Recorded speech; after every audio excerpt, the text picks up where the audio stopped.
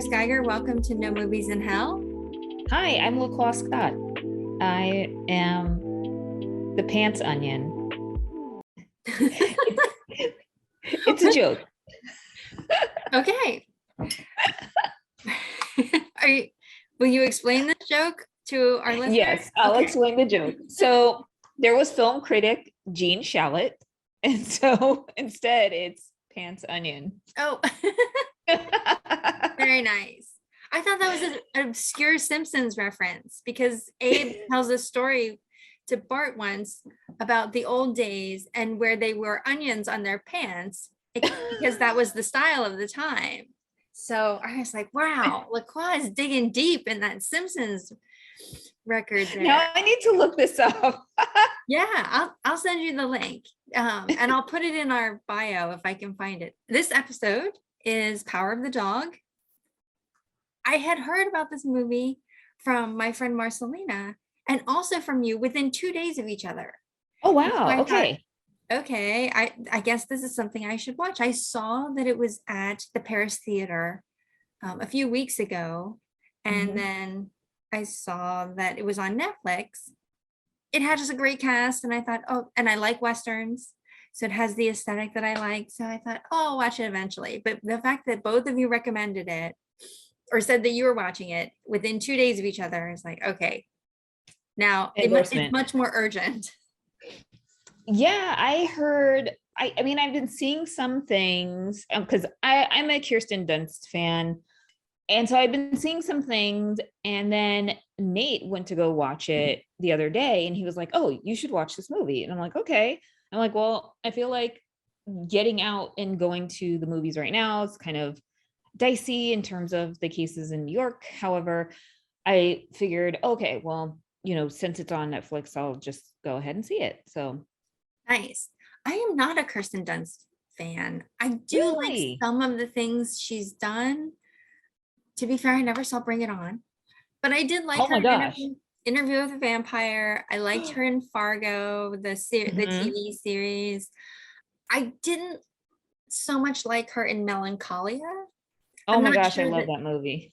I liked the movie, but it wasn't her that I liked about the movie. Yeah. I'm generally a Lars von Trier fan, not of him personally, but of his movies. And I just saw one the other day, The House That Jack Built, that I had completely missed years ago when it came out, but it was on Netflix. Okay. So I'm mixed on Kirsten Dunst, but I do like to watch movies where married couples perform together because the added dynamic of that seems interesting. Yeah. I like Jesse Plemons. I think he does a good job of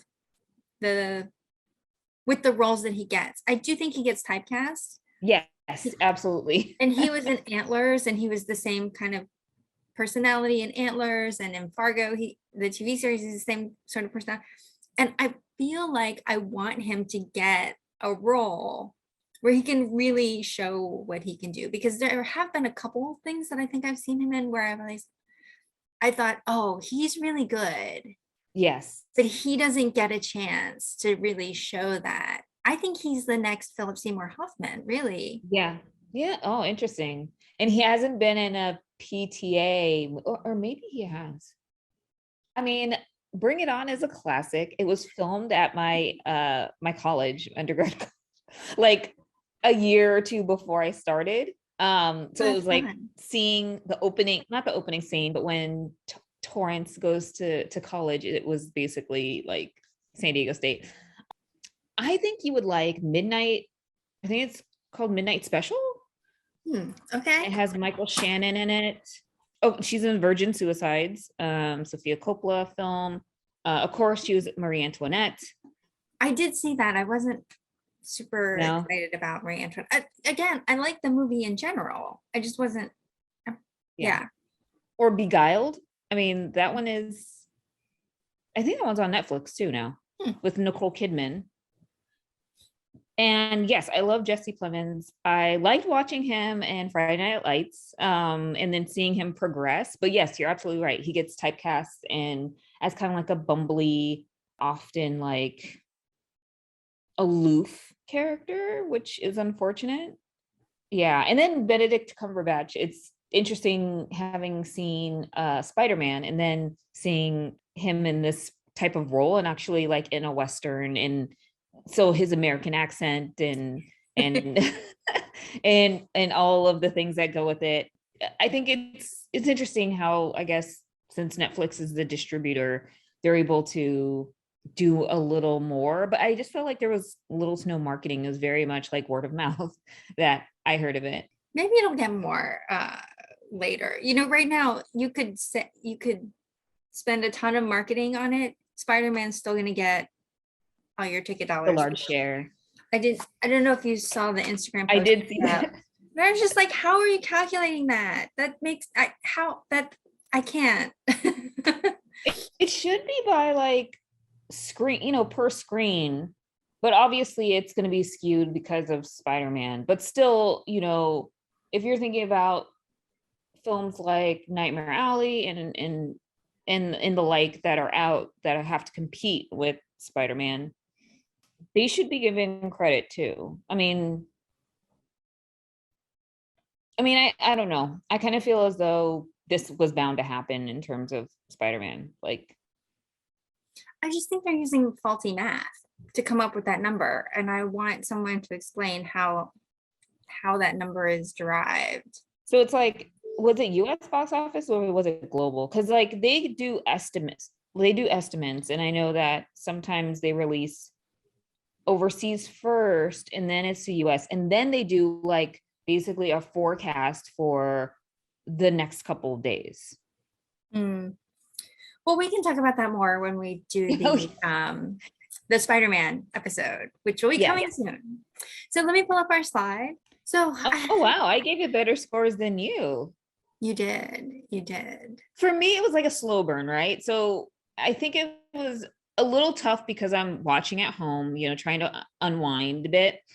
And then I started to get into it. So it started the tension between the brothers, trying to set the scene, which I think New Zealand is like the perfect backdrop for a Western, apparently. That was nice to see. So I loved like all the outdoor shots, the obviously the ranch and like the mood. I felt like it was a very moody film. Before then, like I think around chapter 3 when things started to ramp up a little. I thought, well, and I went in with high expectations because you guys had both recommended it. And I don't know, to me, it was just average for the type of movie it was when you have the kind of cast that you have and the kind of budget that you have. I had many issues with the plot. Like so Jesse Plemons is the brother of Benedict Cumberbatch, I can't remember their actual name. Their characters, yeah. He though is clearly kind of in charge of the ranch.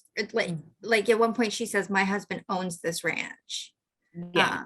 It seems like he shouldn't be the one in charge of the ranch. I don't know how that the dynamic of he didn't do well in college apparently. Benedict was very smart. Like his character was supposedly, very learned. He's clearly like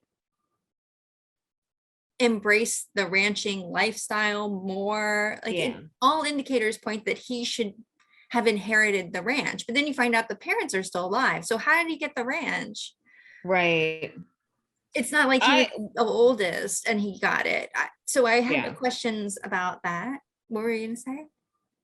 Oh, I was gonna say that the tension is from the ownership and kind of who's actually laying the groundwork versus who is kind of trying to hobnob in society and try to make it seem as though they're making these connections. And so understandably it's like Benedict Cumberbatch's character is probably extremely bitter and telling his brother like, this woman isn't great for you. Like I think Kirsten Dunst's role, Rose, is a widow, and she has a son who I don't think is biological, but she takes care of him and he is going to become a doctor.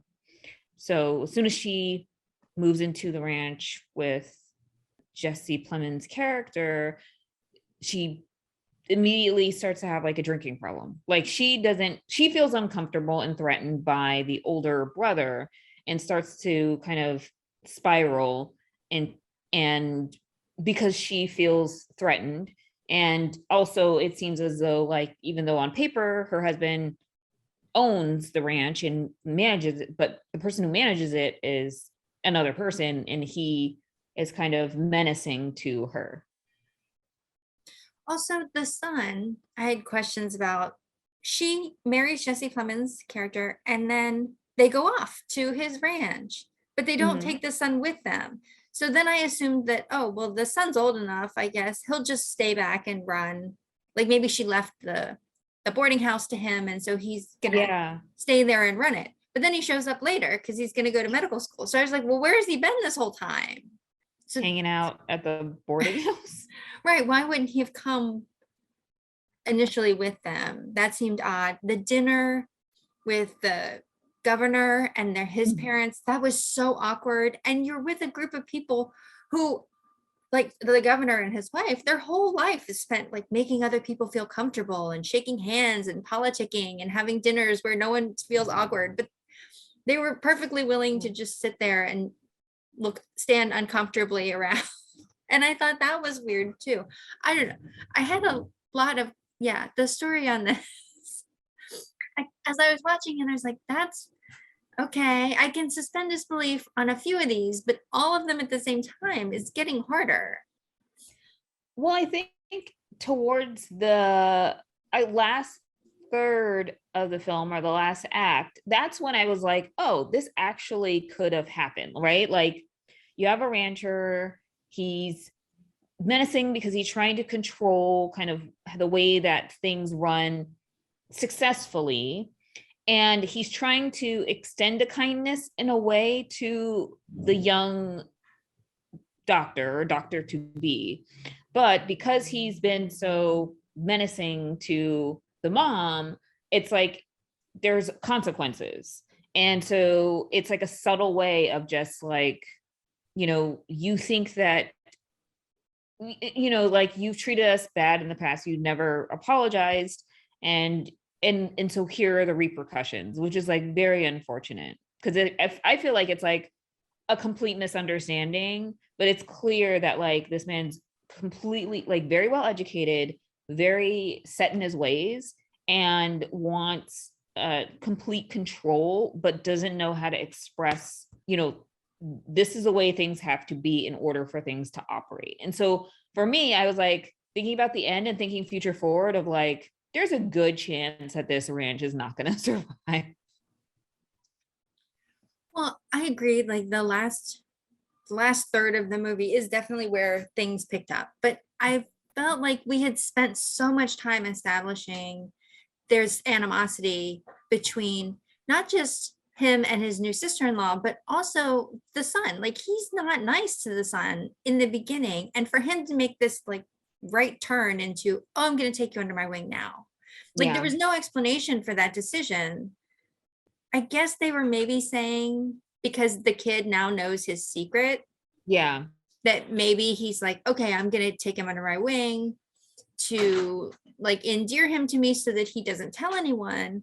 Yeah. I almost thought it was a sinister sort of thing where I'm going to endear this kid to me and then I'm going to like make my move, like kill him or whatever, take him out into because that's the implication, right? We're going to go on this long drive for a couple days and we're going to go up into the hills by ourselves. And so it seems very sinister. And so I'm not really sure if the ending hadn't happened the way it was. I'm not really sure if it would have ended up that other way with him doing harm to the boy. It was good, but not great. Mm-hmm. I would recommend it. I thought it was good. Yeah. It's a lot to like, I think it's a slow burn. So it's like, the more I think about like the subtleties of it, it's like, oh, that's interesting. And it gives you a lot to think about afterward. And that's what I like. Agree. So I would recommend it, but they could have closed a few more holes. Especially because it's a slow burn. It's not like we ran out of time. Like, just tell me. Right. Yeah. And I expected the chapters were just like really quick. I was like, oh, it's 3 and it's literally like 30 minutes into the film. I'm like, I wonder how many chapters. And I think they kind of abandoned that format after a while. Well, and also the rawhide, the preparation of the rawhide, like that's in keeping with the boy's character that he would be so methodical, like doing this. But it seemed odd that he would be able to take a horse and go off on his own to Mhm. get that diseased calf, or like everyone knows everything that happens on the ranch every minute of the day. So for Yeah. the boy to just be like, I'm gonna take this horse and go off on my own and prepare this rawhide, and nobody's gonna know that I'm doing it, is weird. Also, I didn't understand the whole thing of burning the hides. Yeah, me too. I didn't get that. Like, I could understand burning, an infected hide, but like just in general, I don't understand. Right. Or And it's one of those things to preserve, like he doesn't want to do deals with the Native Americans, and like, and therefore that's not an income, a way for him to generate income. It's just, this is the way that it has to be in order to preserve like a brand. he burns the hides, and everyone knows that he burns the hides because everyone says it, like, oh no, those are his, and he burns them. And but he spends so much time preparing them. Like you see in one scene where he's like scraping the hair off, and he gets so upset when she gives them away. He's like, those are mine. I needed them. But did you need them to burn, or like what did you need them Yeah. for? It That part is never explained either.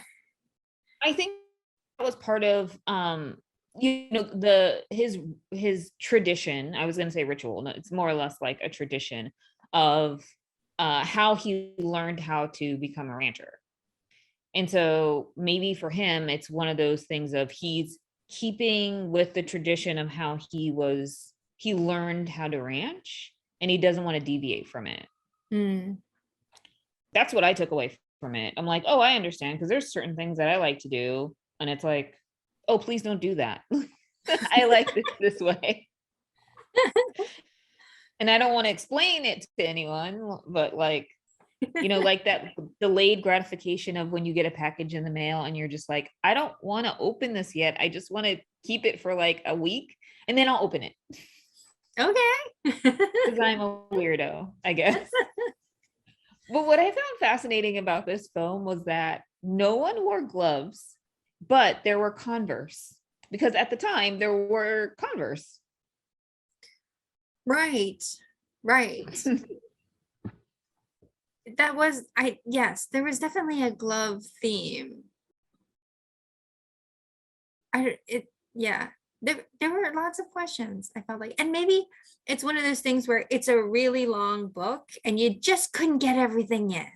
Right? Yeah, Like Interview with yes, the that's true. Vampire, or like, you're just like, I get it. You can't get it all in there.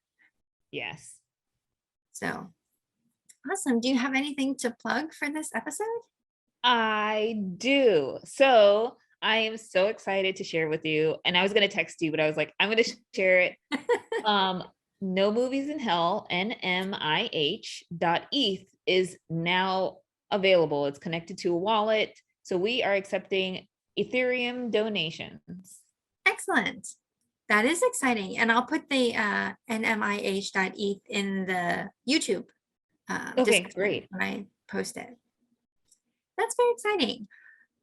I like, What do you have to plug? oh, I was going to say, just having set up my own Ethereum wallet, I know that that is no small feat. Like, it sounds easy. Like, I set up an address and it's attached to a wallet, but that took me like 2 weeks to figure out. So props to you. You should have you should have contacted you through it. I mean, it took me a little bit too. Finally, I like doubled down like this week and I was like, oh, I need to like connect the ENS address to the wallet so that it's seamless. Well, I like to sort of work through things on my own. Like I would have reached out to you for sure if I felt like I was at an impasse, but I was just like, no, I'm gonna try it. Like this is how I learn. Same. It's painful and time consuming, but once you learn it, then you know. The other thing this is not really a promotion thing, but it's just a format change. I realized that when we had Linda as our special guest for the holiday episode, Zoom puts our images up in the corner, and it sometimes blocks the slide, information on the slide. So I'm going to rearrange the slide so that all the information is over on the left. Okay. So if it looks weird next time, just know that I'm trying to format it for the Zoom recording part of it. Got it. Okay. Sounds good. Thanks for joining us. Thank See you you. next time. See you next time.